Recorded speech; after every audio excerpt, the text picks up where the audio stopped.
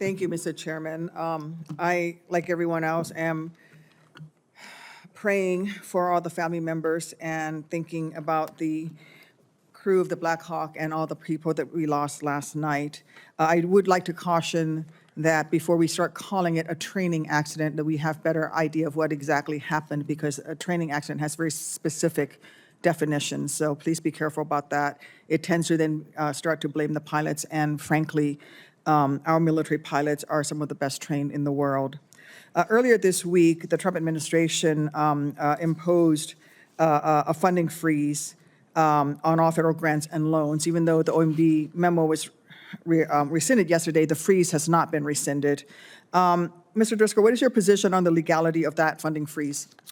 Senator, before answering your question, I very sincerely, last night I was sitting watching what occurred on TV with a friend from 10th Mountain who was the down chopper, one of the platoons that had to deal with that in Afghanistan, and watching the struggle and heartbreak as he had to relive those moments. We actually reflected in the moment. I want to take a quick moment to say very sincerely, thank you for your service. I know it's an immense sacrifice, soldier to soldier. I'm sorry for what you've had to go through. To your question, the legality of the, would you mind repeating it? Was the order from President Trump, his current order to pause all grant funding legal? Senator, I haven't been able to take a good, deep enough look to know whether it was legal or not, but I would not believe that the president would issue an illegal order. You don't believe that the President of the United States can issue an illegal order? I don't believe President Trump would do that, Senator. So, okay, that leads me to my next question. If President Trump directed you to do something illegal, would you refuse to obey?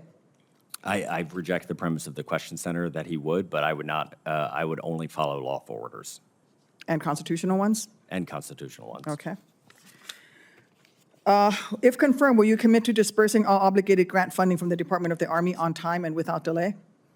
I would follow all lawful requirements of my job if confirmed, Senator. Okay. I'd like to follow up on our meeting last week. To be candid, you performed very poorly in your conversation with me. I asked you, for example, how many personnel are in a division, and you told me 3,500. You just recently, when I came in, were answering my colleague from Alaska's questions about brigade combat teams. How many personnel are in an average brigade combat team? Senator, I imagine the purpose of this question is to get to my qualifications as a leader. No, I want you to answer the question. Senator. What is the, do you not know? If you don't know, that's okay. Senator, I assume. Answer my question. How many personnel are in because you performed very well today, and I've been impressed because it looks like you actually did some homework, but you spoke with conviction about the number of brigade combat teams that the Army needs to be effective. Can you tell me how many soldiers are in a brigade combat team? 35, on average. 3,500. Great, thank you. See, that would have been so much easier, but I know you're filibustering, I get it. What's FM 3-0?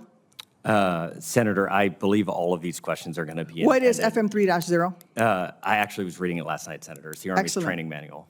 Operations. Operations manual. Fantastic. I'm glad you're doing your homework. See, this is working because you're doing your homework, which you did not do because you couldn't name a country in Africa where we have troops when I asked you.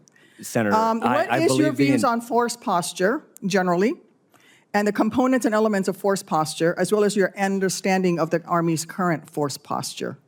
Senator, I believe that the President of the United States chose me specifically because of my experience set that your colleagues You're not have answering. Does that mean that you do not have an opinion on the Army's current force posture? It's my job.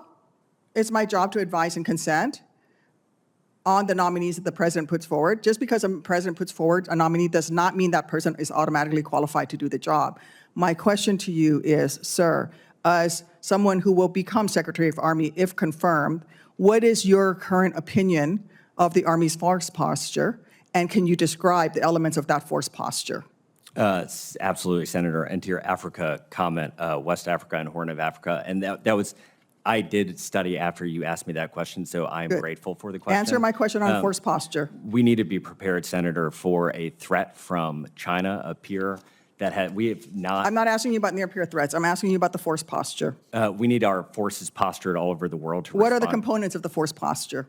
Senator, I believe that the The question... answer is military disposition, strength, and condition and readiness of the military. It's in FM 3-0 operations, which you were last night. You were reading last night. Can you outline for me the key capabilities of the Army is supposed to provide the combatant command?